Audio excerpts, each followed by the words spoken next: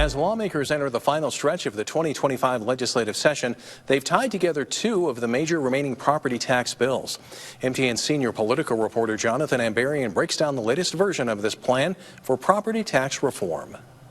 Senate Bill 542 and House Bill 231 each went to a conference committee on Tuesday morning.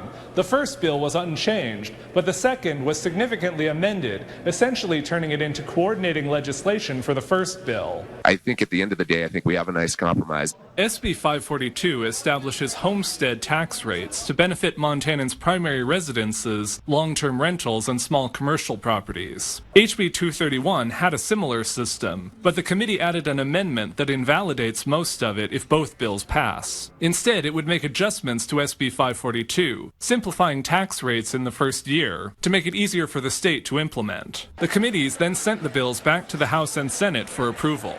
These bills took criticism from a series of business and agricultural groups who said they weren't really offering tax relief, just shifting the tax burden onto companies, farms, and ranches. These bills today are adding complexity to an already incredibly complex system and adding cost to investment in the state of Montana.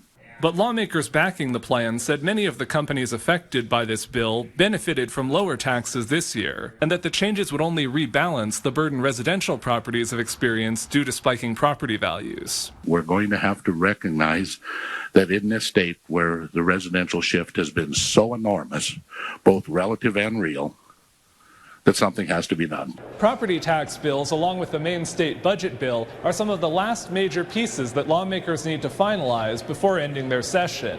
In Helena, Jonathan Ambarian, MTN News.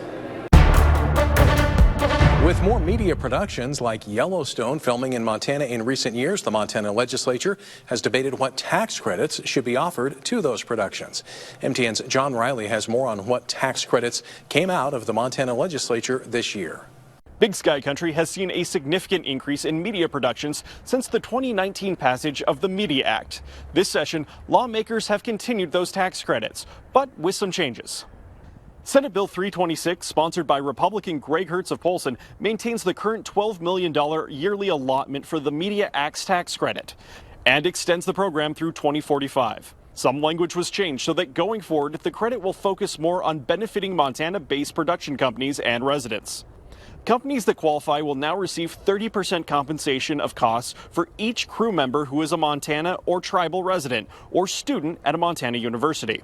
They can also get a 40% compensation for renting Montana facilities.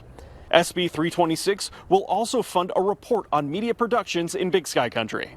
So the interesting part about this bill now, when we come back in 2027, we'll be able to get a report. And that report will show us have productions left the state or have they not. And I think that will give us an indication as to what this media credit might mean for Montana. Senate Bill 326 passed its third reading in the Montana Senate and is now headed to the governor's desk. In Helena, John Riley, MTN News.